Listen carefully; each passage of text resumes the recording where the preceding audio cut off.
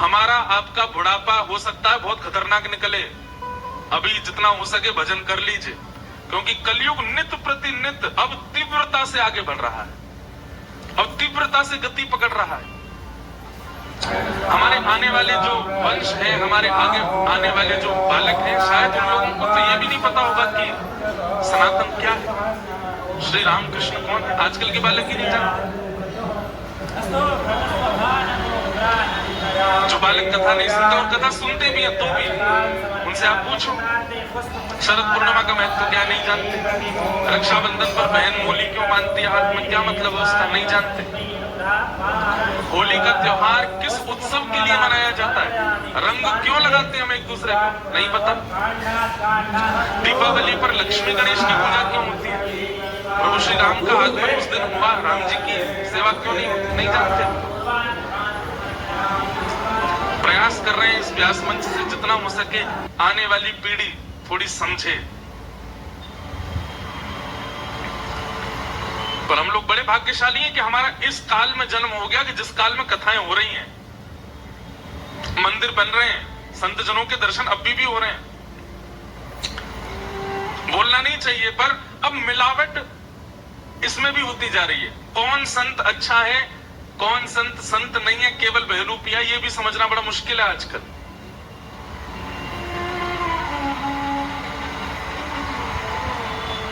कौन केवल व्यापार कर रहा है और कौन वास्तविकता में, ये भी नहीं समझ में आता आजकल। जिस दिन धर्म संक्रमित हो जाएगा कलयुग से, धीरे धीरे हो गया है, जिस दिन पूर्ण रूपेण संक्रमित हो जाएगा उसी दिन घोर कलयुग प्रारंभ हो जाएगा। तो हम लोग बढ़िया हैं, उससे पहले ही निपट लेंगे संसार से, उससे पहले ही निकल जाएंगे हम लोग। तो अपना ये समय गवाइए मत, बहुत बहुमूल्य है। हम ये बात समझ गए, आप भी समझ जाओ कि मौका दिया है ठाकुर जी ने, अवसर दिया है। हर क्षण हमारा देखा जा रहा है, गिना जा रहा है। एक तरफ गिनती कर रहा है कलयुग और एक तरफ गिनती कर रहे हैं ठाकुर जी। कलयुग गिनती कर रहा है कि इसके पाप ज्यादा बढ़े तो मैं इस पर हावी हूं, और ठाकुर जी देख रहे हैं कि इसका भजन ज्यादा हो तो मैं इसको स्वीकार करूं। हमारे हाथ में है हम अपना जीवन कहां ले जा रहे हैं। इसलिए एक वचन तो हमें दीजिए कि आपके आसपास क्षेत्र में कोई भी कथाकार आवे, कोई भी संत आवे, कोई भी कथा का क्रम हो, एक दिन की हाजिरी तो आपको लगानी ही लगानी है, जाना ही है। समय निकाल करके जाइए। वो 7 दिन सुन सको तो फिर अच्छा है, लेकिन आप सबके कार्य भी होंगे। लेकिन अब थोड़ा सा सत्संग के प्रति, धर्म के प्रति, अपने कर्तव्यों के प्रति आगे बढ़िए।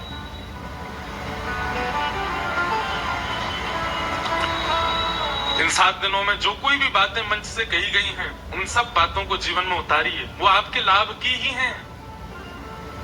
आपको जीवन में कभी ना कभी उनसे कुछ प्राप्त ही होगा। ठाकुर जी कृपा करेंगे, बहुत जल्दी फिर आएंगे आप सबके बीच कथा सुनाने और मंगल भाव रखेंगे। कल चंदौसी गए थे रात्रि में हम, कथा विश्राम करने के बाद, क्योंकि ठाकुर जी की वेणु सुनाई दे रही थी, वेणुगोपाल जी बुला रहे थे, इसलिए कल श्री वेणुगोपाल जी का दर्शन करने के लिए रात्रि में गए। और इतने पुराने, अब हमें तो वहां जाके पता चला कि यहाँ तो बहुत मंदिर हैं। मंदिर बहुत होना बड़ी बात नहीं है, पर उन मंदिरों में ठाकुर जी की नियम से विधिवत सेवा होना, वहां की ऊर्जा बता देती है कि सेवा कैसी होती है। कल जो रात्रि हम गए वेणुगोपाल मंदिर, वहां बहुत अच्छा लग रहा था। वहां का वातावरण, वहां की वायु, वहां की सुगंधी, वहां के ठाकुर जी, सेवा से ठाकुर जी बोलने लग जाते हैं। सेवा से ठाकुर जी का अंग प्रत्यंग हिलता हुआ दिखाई देता है। जहां केवल खाना पूर्ति होती है वहां ठाकुर जी मूर्तिमंत होकर रहते हैं, और जहां वास्तव में सेवा होती है वहां ठाकुर जी का अंग प्रत्यंग और नेत्र बोलते से दिखाई देते हैं। क्यों दुनिया बिहारी जी को देखने के लिए तरसती है? क्यों राधा रमन, राधा वल्लभ जी में इतनी भीड़ होती है?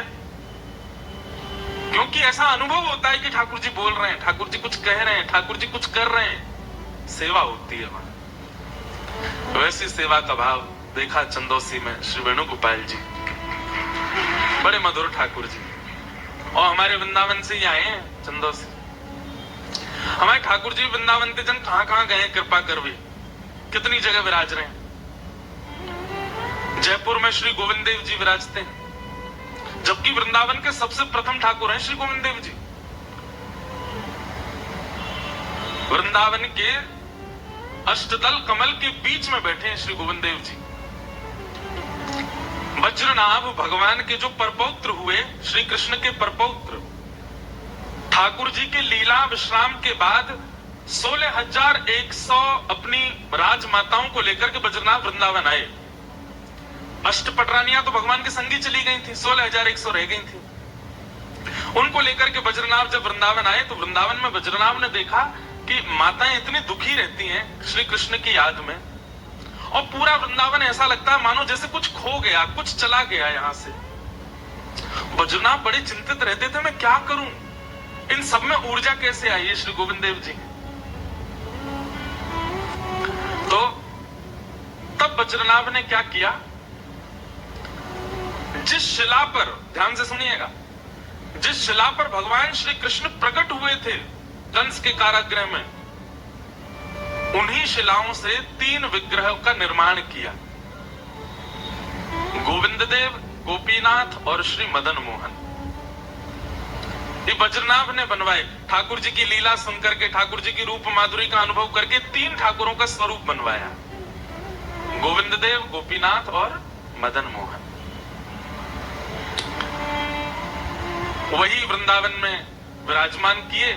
फिर उसके बाद जब वज्रनाभ आदि भी अपनी लीला करके चले गए तो फिर ये तीनों ठाकुर भूमिगत हो गए, भूमि के अंदर विराजमान हो गए। फिर बाद में रूप गोस्वामी जब वृंदावन गए तब उन्होंने श्री गोविंद देव जी को गोमा टीला से प्रकट किया।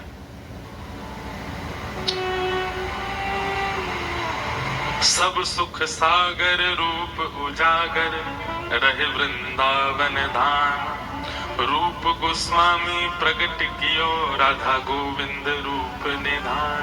हम लोग गाते हैं, वो जो हम अंत में गाते हैं ना, वो कोई ऐसी सामान्य नहीं है, वो साक्षात वृंदावन ही है वो पद। और हम पे इतनी बड़ी कृपा, हमारे गिरधर लाल जी ने सहज में ही 1 आध घंटा में ही पूरा पद लिखवा दिया। हम, हमारे प्रेम जी और हमारे एक भैया और हैं, आए नहीं हैं, सागर जी, तीनों बैठे थे गांधी धाम गुजरात में। तो 4 दिन का वहां पर वृंदावन रसामृत प्रसंग पर प्रवचन था। अब देखो, हम बड़ी निजी बात बता रहे हैं, मंच से बहुत कम बोलते हैं, लेकिन सुनो। मन में भाव था कि वृंदावन पर कुछ बोलना है 4 दिन तक। पहला दिन था, अभी कथा में गए नहीं है। तब मन में विचार किया कुछ लिखें, और अचानक मन में श्री भगवत रसिक देव जी का पद है जहां वो सप्त निधियों का वर्णन करते हैं। प्रथम दरस गोविंद रूप के प्राण प्यारे, दूजे मदन मोहन सनातन हिय उर धारे। इस प्रकार 7 निधियों का उनका पद है श्री भगवत रसिक देव जी का। उसका चिंतन करके हमने कि यार कुछ लिखें वृंदावन के सप्त निधियों पर। वैसे साल भर बैठे रहेंगे, पेन कॉपी लेके, कुछ नहीं आएगा भाव। लेकिन अचानक से चिंतन किया, लाल जी से प्रार्थना की, हे लाल जी ऐसा कोई भाव प्रकट करवाओ कि सब गाएं, सब नाचें, सब आनंदित हों। और कथा 3 बजे से प्रारंभ होनी, 1 बजे की बात है, हम बैठे हैं लेके सब साज लेके, क्या लिखें। और तब एक के बाद एक, एक के बाद एक, एक के बाद एक, 1 घंटा के अंदर सारी कड़ियां बनी और ये वृंदावन प्यारो वृंदावन पद लिख दिया। तब से हमको ये लगता है ये मेरी सामर्थ्य नहीं थी, ये तो हमारे गिरधर लाल जी ने लिखवाया है। और आज वृंदावन का हर व्यक्ति गाता है, बड़े बड़े संत गाते हैं। उस पद की वर्षगांठ पर हमारी हर साल अब कथा वही होती है गांधी धाम में जहां वो पद लिखा गया। और जिस घर में लिखा, जिस फ्लोर पर लिखा, वो फ्लोर खाली रहता, वहां कोई नहीं रहता, वहां पूरे फ्लोर पर ये पद ही लिखा हुआ है। जिनके घर में लिखा गया वो अपने आप को इतना भाग्यशाली मानते हैं। 7 निधियों के चित्र लगे हैं, पद लिखा है वहां लंबा सा, और वो कक्ष भी उन्होंने रखा। महाराज जी आपका ही है। मैंने कि भैया ये तो लिख गया, ठाकुर जी ने कैसे लिखवाया, लेकिन पूरे वृंदावन को प्रकट कर दिया उस पद ने। तो श्री वज्रनाभ जी ने 3 विग्रहों का निर्माण करवाया, गोविंद देव, गोपीनाथ, मदन मोहन। वे तीनों ठाकुर कुछ समय बाद वृंदावन की भूमि में ही भूमिगत हो गए। और फिर जब चैतन्य महाप्रभु की आज्ञा से श्री रूप गोस्वामी, रूप सनातन 2 भाई हैं और ये बंगाल के अत्यंत धनवान परिवार के 2 बालक थे, खूब धनवान थे, राजाओं के यहां इनकी खूब चलती थी। बहुत बड़ा प्रसंग है इनका। लेकिन बस हम एक बात स्पष्ट कहते हैं कथा में और इस बात पर मोहर लगाती हैं सारी बातें कि आपके चाहने से आप ठाकुर जी के नहीं हो पाओगे। ठाकुर जी चाहेंगे तो ही आप उनके हो सकते हो। तो इसका मतलब यदि आप ठाकुर जी के हो गए हो तो इस बात से अपने कमर को थपथपा लिया करो कि ठाकुर जी ने हमको स्वीकार किया है, हम अपनी इच्छा से नहीं हो सकते इनके। ठाकुर जी आपको जब प्रेम भर के देख लेते हैं ना, तभी आपको कथा में रुचि होती है, तभी आपको वृंदावन में रुचि होती है, तभी आपको वृंदावन जाने की इच्छा होती है। रूप गोस्वामी ठाकुर जी का चिंतन कर रहे थे और श्री चैतन्य महाप्रभु का जब उनको प्रथम दर्शन हुआ, उसके बाद से तो बस रट लग गई, अब वृंदावन रहना है। और वृंदावन गए। उनको पता था कि वज्रनाभ ने 3 स्वरूप प्रकट किए, वे वृंदावन में ही हैं परंतु भूमिगत हैं। तब उन्होंने कहा कि ठाकुर जी आप मेरे भजन से केवल प्रत्यक्ष प्रकट होकर दर्शन दे दो और मुझे ही नहीं कालांतर तक जन जन को दर्शन दो, ऐसी कृपा कर दो। तब उनके भजन के प्रताप से एक दिन वो अपनी कुटिया में बैठे थे, नन्हा सा बालक आया और बालक आके बोलो बाबा तू यहां बैठो है, ठाकुर तेरी प्रतीक्षा मां कर रहा है। रूप गोस्वामी उस बालक के पीछे पीछे गए, तभी क्या देखा, एक ग्वारिया की गैया ऊपर खड़ी है एक टीले के ऊपर और उसके थनों से दूध निकल रहा है। उस स्थान पर जाकर के जब दूध जहां भरा था गड्ढे में, वहीं खोल करके देखा, थोड़ी मिट्टी हटा करके देखा तो वृंदावन के प्रथम ठाकुर, प्रथम निधि श्री गोविंद देव जी प्रकट हो गए। बोल राधा गोविंद देव की। सब सुख सागर रूप जागर रहे वृंदावन धाम। रूप गोस्वामी प्रगट कियो राधा गोविंद रूप निधान। वृंदावन प्यारो वृंदावन, श्री वृंदावन मेरो वृंदावन। इस प्रकार श्री राधा गोविंद देव जी प्रकट हुए। अब रूप गोस्वामी के गोविंद देव जी प्रकट हो गए। अच्छा, गोविंद देव जी के बारे में ऐसा कहते हैं कि जब वज्रनाभ ने 3 ठाकुरों के रूप बनवाए, गोविंद देव, गोपीनाथ, मदन मोहन, तो जब मदन मोहन जी को देखा 16,000 रानियों ने, तो उन्होंने कहा इनकी तो कमर बिल्कुल श्री कृष्ण जैसी है। गोपीनाथ जी को देखा तो कहा इनकी भुजा श्री कृष्ण जैसी है। जब गोविंद देव जी को देखा तो सब 16,000 रानियों ने घूंघट कर लिया। तो वज्रनाभ बोले आपने घूंघट क्यों किया? बोले ये तो बिल्कुल श्री कृष्ण जैसे ही हैं श्री गोविंद देव जी। अच्छा, गोविंद देव जी का कभी आप मंगला में दर्शन करो, उनके जो कान है ना वो ऐसे रहते हैं आगे की ओर, बिल्कुल ऐसे हैं। उसके पीछे कारण क्या है? श्री गोविंद देव जी कथा सुनने के श्रोता हैं। जयपुर में कभी भी आप अगर गोविंद देव जी का दर्शन करने जाओ, बहुत विशाल प्रांगण है, कोने में बैठ जाना, वो हर जगह से दिखाई देंगे। वहां बैठ करके कोई चरित्र सुनाना, वो सुनने वाले ठाकुर जी। कुछ बालक हैं जयपुर में, हमारी हर साल अकिंचन होती है जयपुर में, अब तो भक्तमाल होगी हर साल। तो श्री गोविंद देव जी वहां श्रवण करते हैं। कुछ बालक हैं, वो तो उनका तो नियम हम बनवाए आए हैं, हर दिन एक बालक जाता है और भक्तमाल का एक चरित्र सुनाता है गोविंद देव जी। एक बार की बात है, एक व्यास जी कथा कर रहे थे गोविंद देव जी के सामने, तो कुछ चरित्र हुए। उसके बाद व्यास जी बोले अब हम आगे के चरित्र जो हैं अगली बार जब आएंगे तब सुनाएंगे, बहुत ध्यान से सुनना। तो अगली बार व्यास जी आए, व्यास जी आकर के मंच पे बैठे, तो मंच पे बैठते ही उन्होंने कहा कि देखो भैया, पिछली बार हमने अंतिम चरित्र कौन से भक्त का सुनाया था, ये जो बता देगा हम तभी आगे कथा करेंगे, नहीं तो नहीं करेंगे। तो सारे श्रोता एक दूसरे का मुंह देखने लगे, बोले यार हम तो भूल गए इनने कौन सा चरित्र सुनाया था। सब आपस में चर्चा करने लगे, बात करने लगे, कोई भी नहीं बता पाया। तभी सामने मंदिर में विराजमान श्री गोविंद देव जी, प्रसाद लग रहा था तो पर्दा लगा हुआ था, पर्दा के भीतर से श्री गोविंद देव जी बोले, आप हरिराम व्यास जी का चरित्र सुना रहे थे। तब उन्होंने देखा, बोले ओहो, यहाँ श्रोताओं से मतलब नहीं है, ठाकुर कथा सुनता है। तब आगे चरित्र सुनाया, ऐसे श्री गोविंद देव जी।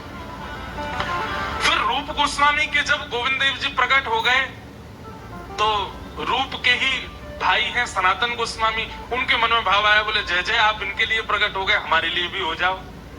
सनातन गोस्वामी मथुरा में यमुना जी के तट पर बैठ के भजन करते थे। एक मैया के यहाँ भिक्षा लेने जाते थे। उसी मैया के यहाँ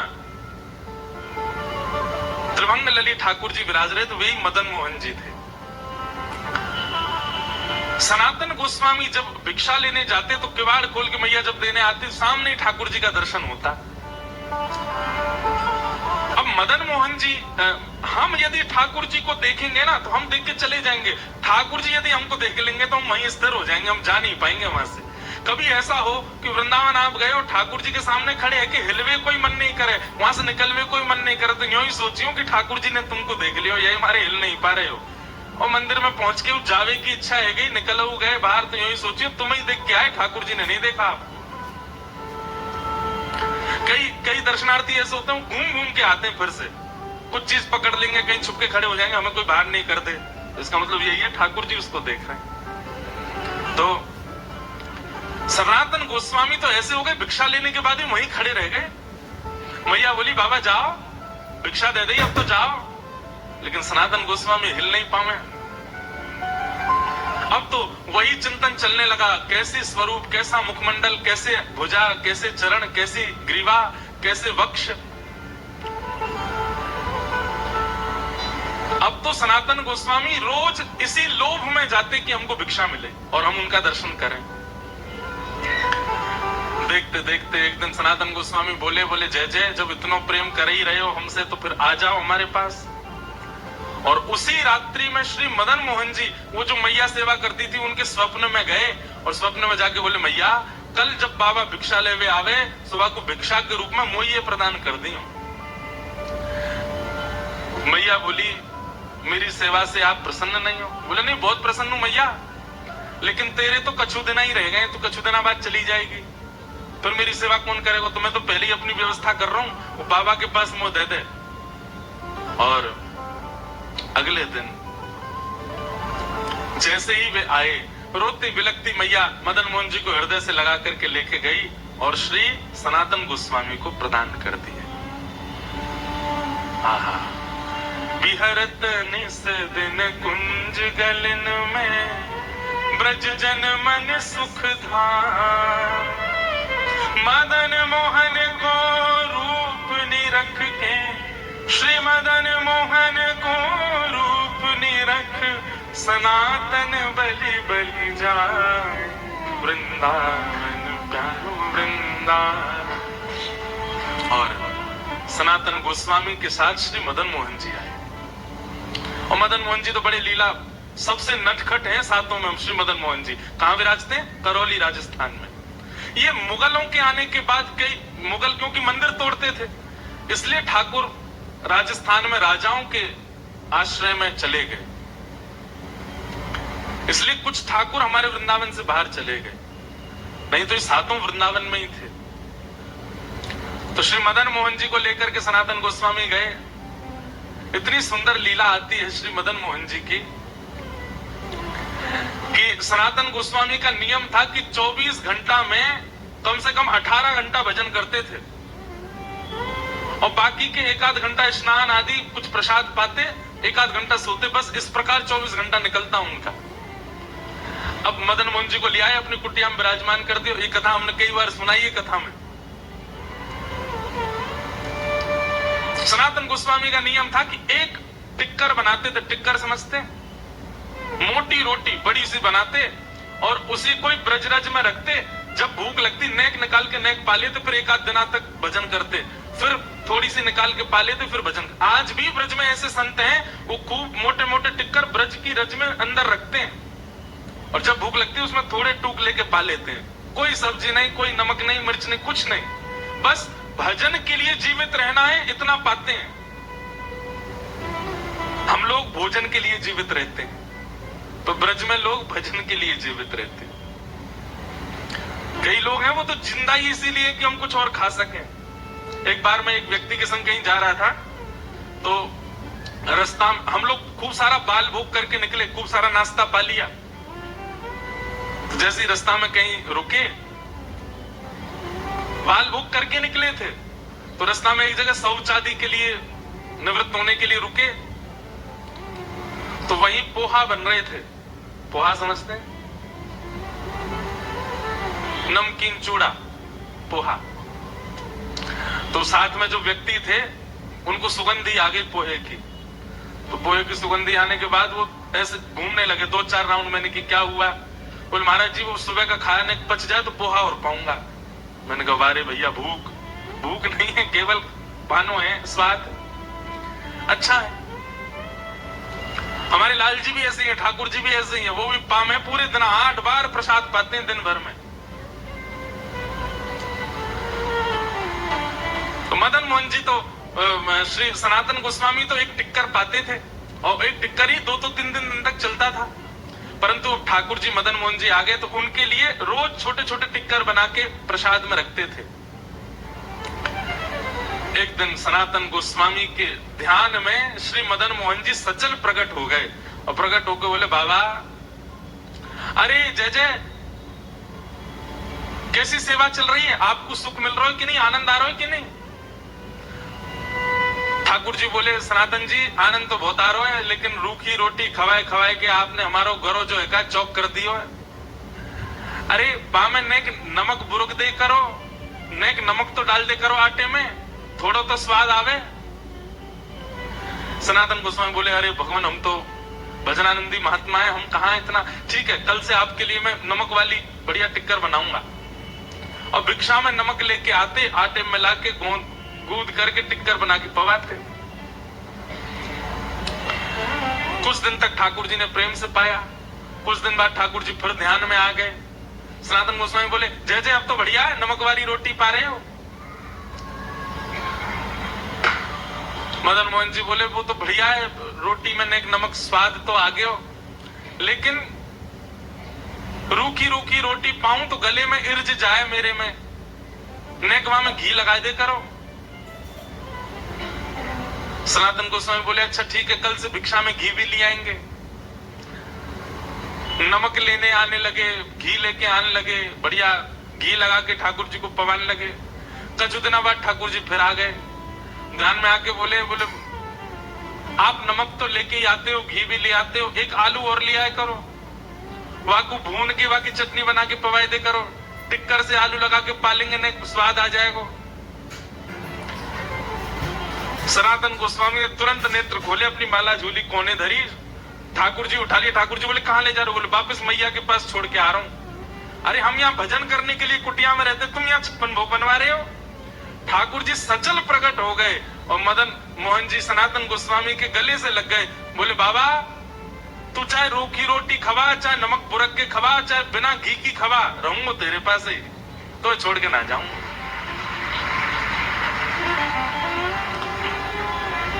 ऐसे हमारे वृंदावन के दूसरे ठाकुर बिहरत निस दिन कुंज गलिन में, ब्रज जन मन सुख धाम, मदन मोहन को रूप निरख, सनातन बलि बलि जाए, वृंदावन प्यारो वृंदावन, श्री वृंदावन मेरो वृंदावन। तो भैया अब हमें पता नहीं हम क्यों इस प्रसंग में चले गए, क्यों वृंदावन के निधियों की चर्चा करने लगे। हमारे पूज्य नाना जी कहते थे कि कथा में क्रम कुछ हो और निकलने कुछ और लगे तो समझ जाना जिनकी बात आ रही है ना वो कथा में विराजे हैं, इसीलिए उनकी बात आ रही है। और ये बात ऐसे ही नहीं मानिएगा, हम तो इस बात पर पूर्ण विश्वास करते हैं कितनी बार ऐसा होता है, सोच विचार करके कुछ बैठते हैं पर निकलने कुछ और लगता है। तो फिर अब गोवर्धन लीला सुनानी है, लेकिन कहां वृंदावन निधियों की चर्चा अपने आप ही प्रकट होने लगे। तो निश्चित ही आज हो सकता है कि इस कथा में श्री गोविंद देव जी, मदन मोहन जी और अकेले नहीं आए होंगे, सनातन और रूप गोस्वामी के संग विराज रहे होंगे, देख रहे होंगे, तभी वो प्रसंग स्मृति में आ रहे हैं।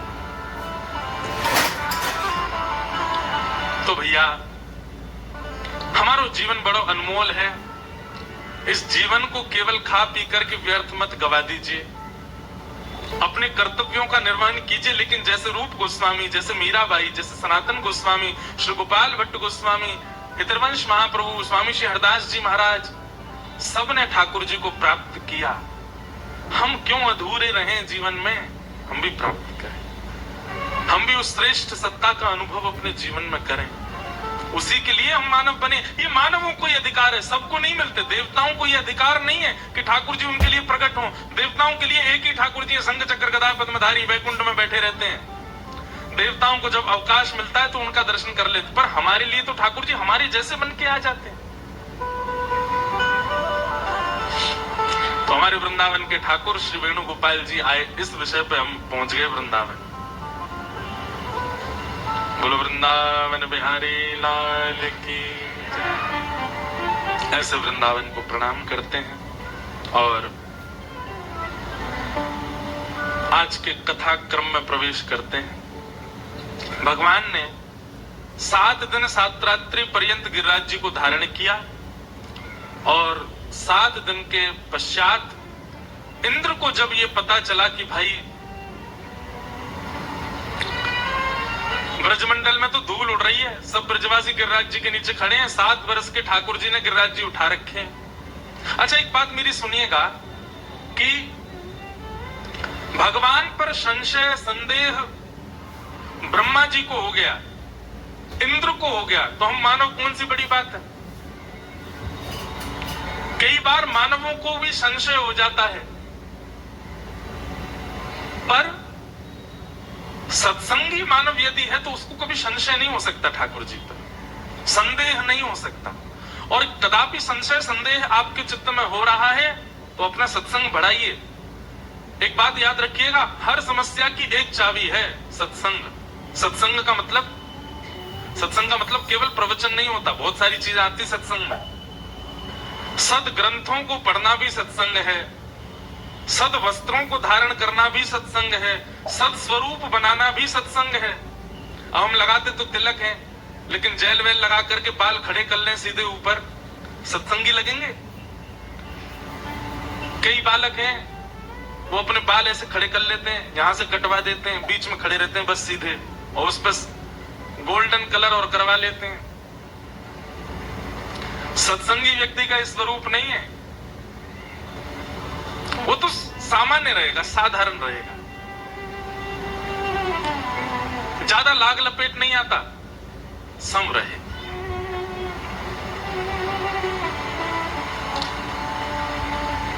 हम अपनी बताएं, कई कथाएं तो ऐसी होती हैं वहां हमारी रुकने की व्यवस्था इतनी ज्यादा दूर नहीं, यहां पे भी दूर नहीं है, बगल में ही है।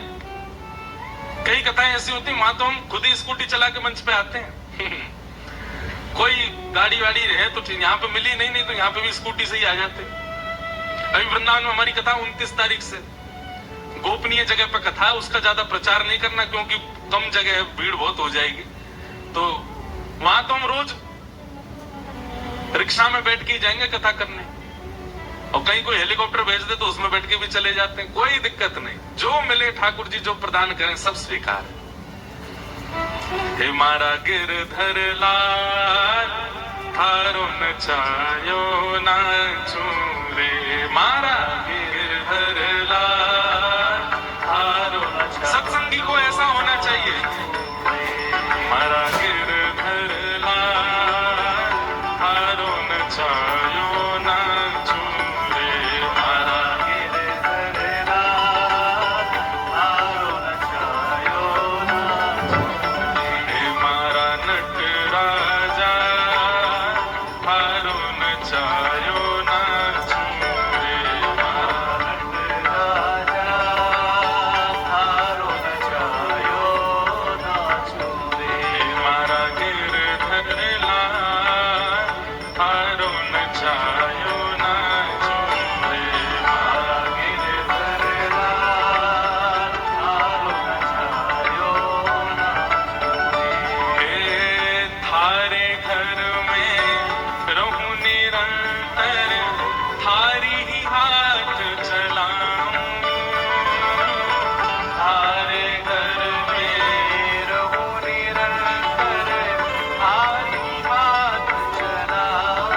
क्या भाव है? मेरे घर में ठाकुर जी नहीं रहते, मैं ठाकुर जी के घर में रहता हूँ। थारे घर में रहूं निरंतर, थारी हाट चलाऊं। आपका घर चला रहा हूं मैं, मेरा घर नहीं है ये। थारी हाट चलाऊं। ओ थारे धन से थारे जन की, थारे धन से थारे जन की, थारे धन से थारे जन की, थारे धन से थारे जन की। ओ सेवा टहल बजाऊं बजाऊं, मारा गिरधर लाल, मारो नचायो ना झूमे, मारा गिरधर लाल, मारो नचायो ना। एक बात सुनिएगा, ये पद ना कहीं लिख लीजिएगा, याद कर लीजिएगा, कथा के बाद YouTube से निकाल लीजिएगा, और इसमें जैसी जैसी बातें लिखी है ना उनका पालन कीजिएगा, तभी आप वैष्णव हो। वही सत्संग है। मेरा घर नहीं है, मैं ठाकुर जी के घर में रहता हूँ और ठाकुर जी का घर मैं चलाता हूँ। क्यों? ठाकुर जी धन देते हैं, ठाकुर जी के धन से ठाकुर जी के जनों की सेवा करता हूँ। मेरा कोई अस्तित्व नहीं है, तो फिर किसका अस्तित्व है? मारा गिरधर लाल, मारो नचायो ना झूमे, मारा गिरधर लाल, थारो नचायो ना। और हे जारंगरा कपड़ा पहरावे, वैसो ही भेष बनाऊं। जारंगरा कपड़ा पहरावे, वैसो ही वेश बनाऊं। हाँ प्यारे वैसो ही भेष बनाऊं। ओ प्यारे वेश ही वेश बनाऊं। और ओ जैसो बोल बुलावे मुख सो, जैसो बोल बुलावे सो। जैसो बोल बुलावे मुख सो, जैसो बोल बुलावे मुख सो। मैं वैसी ही बात सुनाऊं सुनाऊं। मारा गिरधर लाल, थारो नचायो ना झूमे, मारा करताल बजा के गा। थारो नचायो ना। हे मारा नट राजा, थारो नचायो ना झूमे, मारा राजा थारो नचायो ना। और रूखो सूखो जो कछु देवे, थारे ही भोग लगाऊं। रूखो सूखो जो कछु देवे, थारो ही भोग लगाऊं। हाँ प्यारे थारो ही भोग लगाऊं। प्यारे थारो ही भोग लगाऊं। और हे खीर परस या छाछ रावणी, खीर परस या छाछ रावणी। खीर परस या छाछ रावणी, खीर बरसिया छाछ रावणी। मैं सबई प्रेम सो पाऊं हाँ पाऊं। मारा गिरधर लाल, थारो नचायो ना झूमे, मारा गिरधर लाल,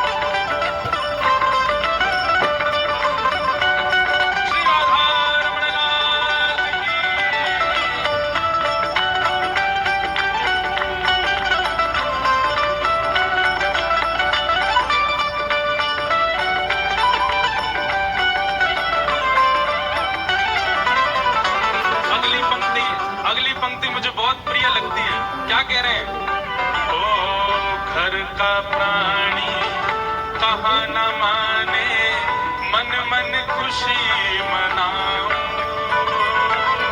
घर का प्राणी कहा न माने, मन मन खुशी मना। लेखक कहना चाहते हैं घर के लोग मेरी बात नहीं मानते, मैं कहता हूँ वृंदावन चलो, कथा में चलो, गोवर्धन चलो, संतों के दर्शन को चलो, व्यास जी आए कथा सुनने चलो, सब मना करते हैं। लेकिन मेरे मन में खुशी होती है, क्यों? अगर ये मेरी बात मान जाएंगे तो इनसे मेरा मोह हो जाएगा, इनसे मेरी आसक्ति हो जाएगी। बढ़िया है, बात नहीं मानते तो इनसे मेरा मोह दूर ही हो रहा है। ठाकुर जी, घर का प्राणी कहा न माने, मन मन खुशी मनाऊं। घर का प्राणी कहा न माने, मन मन खुशी मना। हाँ प्यारे मन मन खुशी मनाऊं। हाँ प्यारे मन मन खुशी मना। क्यों? ओ थारे इस मंगल विधान में, थारे इस मंगल विधान में, ओ थारे इस मंगल विधान में, थारे इस मंगल विधान में, मैं काहे टांग अड़ाऊं। मारा गिरधर लाल थारो नचायो ना, मारा गिरधर लाल थारो नचायो ना, मारा गिरधर लाल थारो नचायो ना चूरे।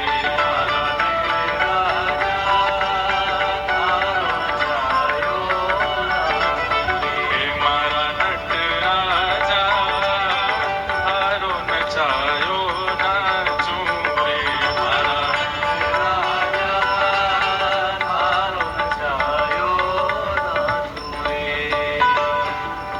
और क्या कह रहे हैं आगे? आहा, जो तू ठोकर मार गिरावे, लकड़ी जो गिर जाऊं। जो तू ठोकर मार गिरावे, लकड़ी जो गिर जाऊं। ओ, जो तू ठोकर मार गिरावे, लकड़ी जो गिर जाऊं। जो तू ठोकर मार गिरावे, लकड़ी जो गिरे। और अब यहाँ क्या कह रहे हैं? हे ठाकुर जी, अगर आप गिरा दो तो मैं लकड़ी के भांति गिर जाऊं, खुद को बचाने के लिए हाथ भी नहीं लगाऊंगा। लेकिन जो तू माथे ऊपर बिठावे, जो तू माथे ऊपर बिठावे, जो तू माथे ऊपर बिठावे, जो तू माथे ऊपर बिठावे, हाँ तो भी ना शर्माऊं न माऊं। मारा गिरधर लाल थारो नचायो ना चूरे। मारा गिरधर लाल थारो नचायो ना चूरे। हे मारा गिरधर लाल थारो नचायो ना चूरे।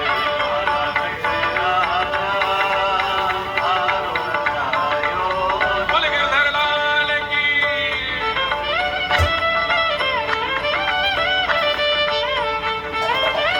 बोले वृषभानु के जमाई की, वृषभानु दुलारी की।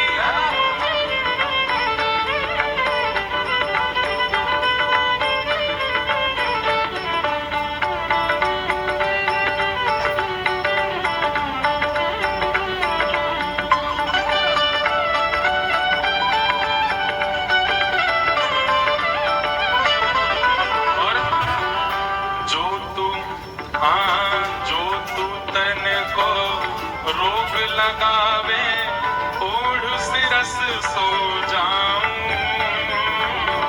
जो तू तन को रोग लगावे, और सिरस सो जा।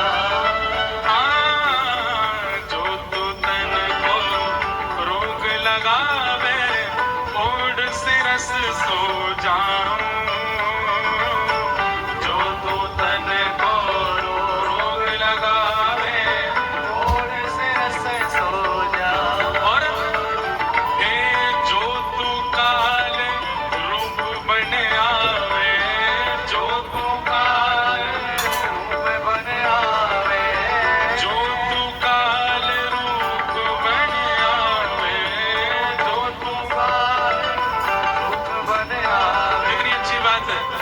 ठाकुर जी अगर आप तन को रोग लगाओगे तो मैं समझ जाऊंगा कि आप आज्ञा कर रहे हैं कछुदना आराम कर, खूब आराम करूंगा। लेकिन कहीं ठाकुर जी आप मेरी मृत्यु बन करके आ गए, अगर आप काल रूप में भी आ गए तो मैं आपसे डरूंगा नहीं। जो तू काल रूप बने आवे, जो तू काल रूप बने आवे, लपक गोद में जाऊं हाँ जाऊं मारा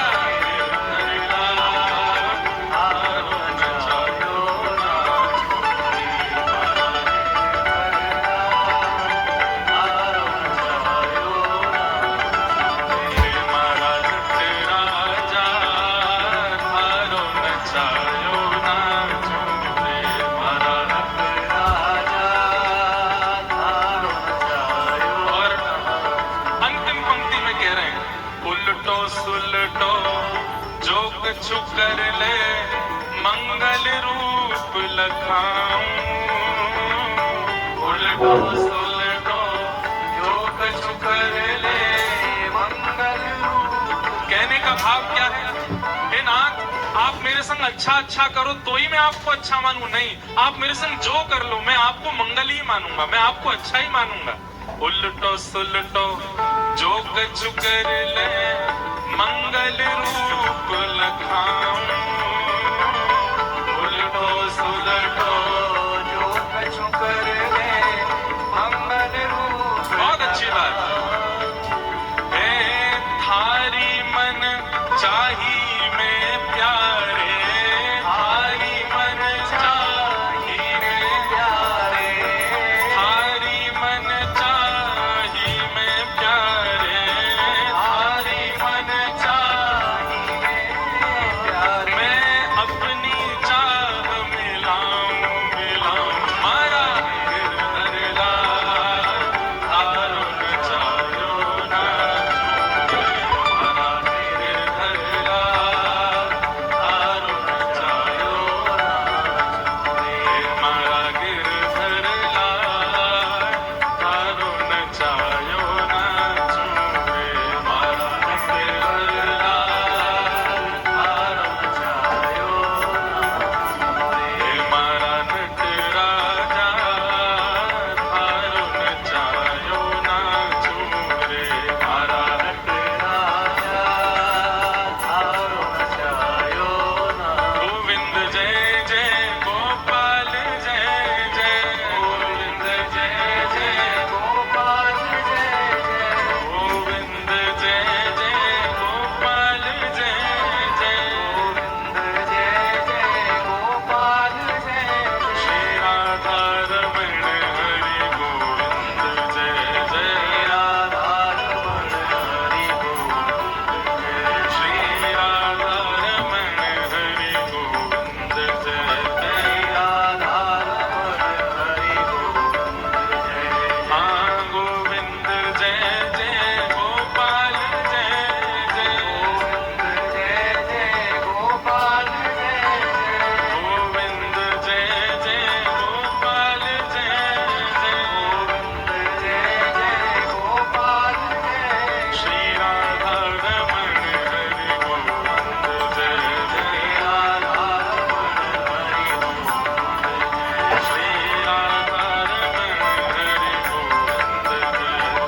राधा रमण हरि गोविंद जय। हे मारा गिरधर लाल, तारो न चायो ना छूए मारा गिरधर लाल, तारो न चायो ना। हे मारा गिरधर लाल, तारो न चायो ना छूए मारा। गिरधर लाल, जय जय श्री राम, जय जय श्री राम, जय जय।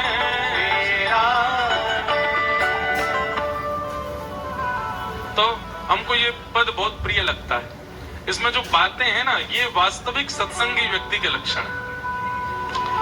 उलटो सुलटो जो कछु कर ले मंगल रूप लखाऊं। हम लोग कैसे हैं? हमारे साथ एक चीज विपरीत हो जाए हम ठाकुर जी का रूप समझने लग जाते हैं, अरे इनमें शक्ति ना है, इनमें कछु दम ही ना है, मेरो कछु मंगल कर ही ना रहे। पर नहीं, हारे हर मंगल विधान में मैं अपनी चाह मिलाऊं मारा गिरधर लाल थारो न चायो ना चूरे मारा नट राजा थारो न चायो ना चूरे। तो भगवान ने 7 दिन तक गिरिराज जी धारण किए। 7 दिन बाद गिरिराज जी को पुनः विराजमान कर दिया। तत्पश्चात गायों ने भगवान का नामकरण किया गोविंद। विंद मतलब होता है रक्षक और गौ मानी गैया।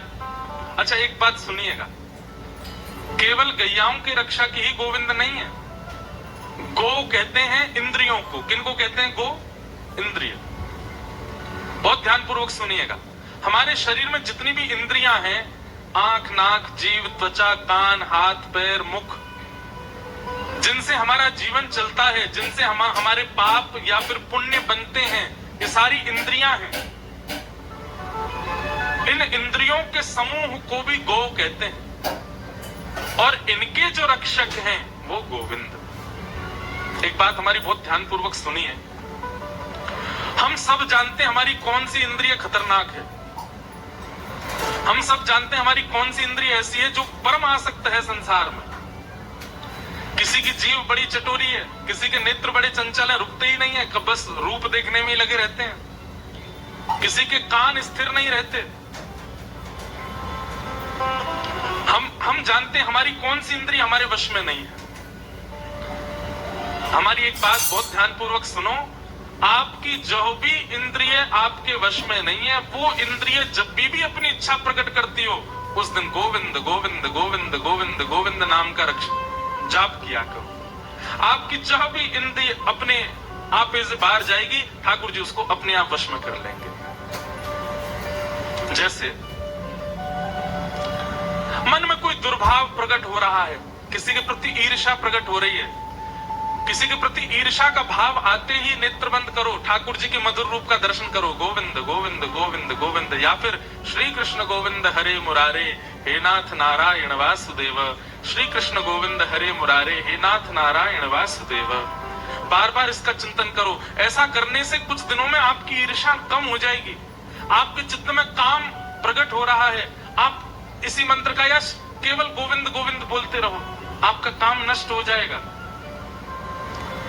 इंद्रियों को वश करना सीखिए भगवान नाम के द्वारा। गौ माने इंद्रियां, उनके जो रक्षक हैं वही हैं गोविंद।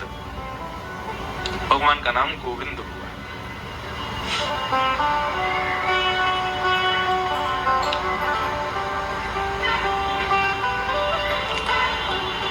गोवर्धन लीला हुई, गैयाओं ने भगवान को नामकरण किया।